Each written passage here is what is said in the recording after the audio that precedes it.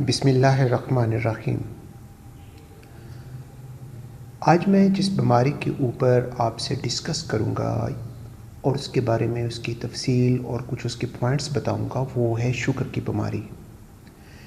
یہ ایسی بیماری ہے جس کے اوپر ادویات کھاتے ہوئے آپ وقتی طور پر تو قابو پاتے ہیں، لیکن پھر آپ کا وہی رزلٹ آنا شروع ہو جاتا ہے جو پہلے آ رہا ہوتا ہے۔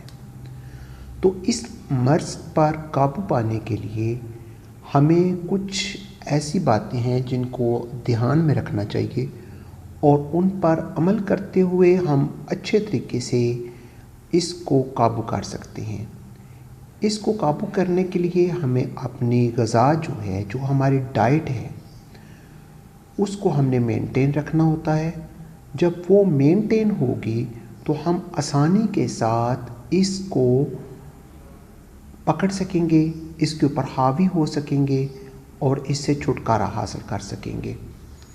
HbA1c 11.5 تک آیا لوگوں کا، تو انہوں نے بھی صرف غذا استعمال کرتے ہوئے اس کو واپس 5 پوائنٹ پہ لے کے آ گئے۔ تو آپ بھی اس طرح اس کو حل کر سکتے ہیں۔ تو یہ باتیں آپ نے کھانا کھاتے ہوئے احتیاط کرنی ہیں، ان کے اوپر لازمی عمل کرنا ہے۔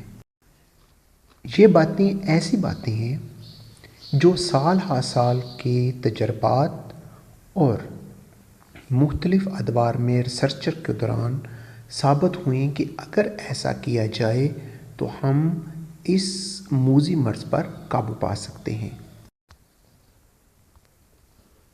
تو اس کے لیے جو شوگر والے کھانا کھاتے ہوئے جو باتیں اپنے ذہن میں رکھیں گے ان میں پہلی بات ہے گڑ، شکر، شہد کو سفید چینی کا صحت مند متبادل سمجھنا چھوڑ دیں۔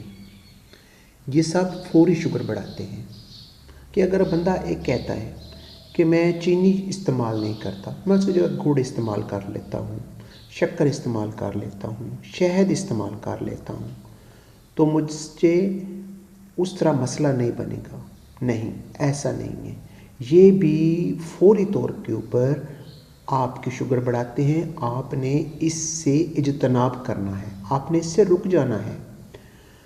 نمبر 2، آپ نے ہر کھانے میں پروٹین کا ایک حصہ ضرور رکھیں، جیسا کہ کھانے کے ساتھ ابلا ہوا انڈا استعمال کریں، سرخ سفید گوشت کا ایک پیس، یعنی موٹا گوشت یوز کر رہے ہیں آپ، چکن یوز کر رہے ہیں، فش یوز کر رہے ہیں، لوبیا، چنے کی دالیں یا پودوں سے حاصل کردہ پروٹین کے ساتھ ساتھ کاربوہائیڈریٹس بھی ہوتے ہیں، تو ان کے ساتھ روٹی اور چاول کی مقدار آپ نے کم رکھنی ہے۔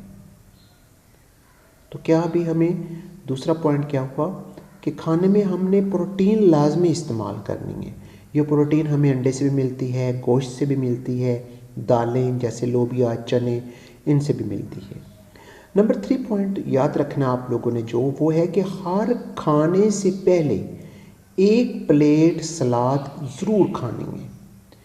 اس سے شوگر لیول فوری خون میں زیادہ نہیں ہوگا، تو آپ کی شوگر مینٹین رہے گی۔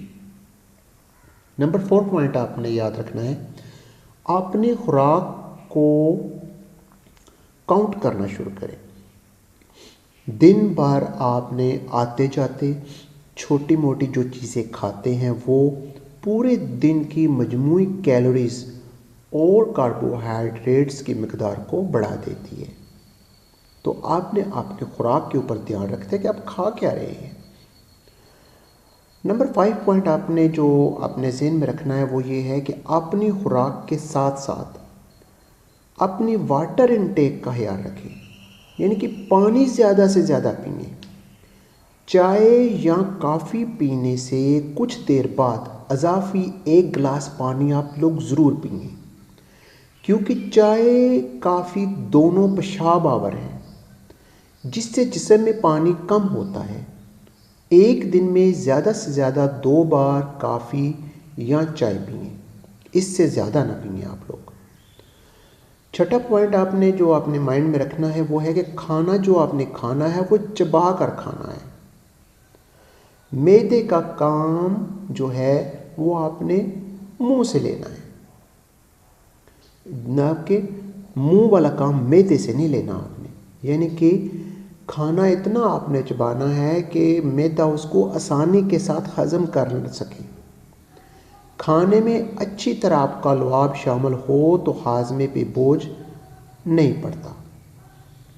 नंबर 7 पॉइंट, जो खाएं उसे लगाना सीखें। मतलब कि वॉक करें, एक्सरसाइज करें, जॉगिंग को अपना मामूल बनाएं, अपने मसल्स बनाएं, क्योंकि प्रोटीन जो है वो मसल्स के साथ ही है। तो अगर वो बाहर निकल जाएगी सारी जो आप खाएंगे तो उससे तो कोई फ़ायदा होने वाला नहीं। तो इस तरह आप क्या कर सकते हैं, आप प्रोटीन को इस्तेमाल करें, जो आप खाना खाया उसको हज़म करें, जैसे पहले बुज़ुर्ग किया करते थे। फॉर एग्ज़ाम्पल अगर उन्हें 2 रोटी खा ली है तो वो क्या कर रहे होते थे, वो काम करते हैं, सख्त मशक्क़त करते थे, पसीना निकलता था। तो आजकल क्या होता है, हम जहाँ पे बैठे हैं वहीं खाना खाया, वहीं बैठे हुए, वहीं लेट गए। तो खाने ने हज़म किधर होना है, हज़म तो होगा जब आप चले फिरेंगे। तो आप अपनी डेली लाइफ के अंदर वॉक या जॉगिंग को ज़रूर शामिल करें। इस तरह आप इस मूज़ी मर्ज़ को अपने काबू में कर सकते हैं। इसी तरह की और इन्फॉर्मेशन और शुगर के बारे में और वीडियोस मैं आपकी खिदमत में लाता रहूँगा।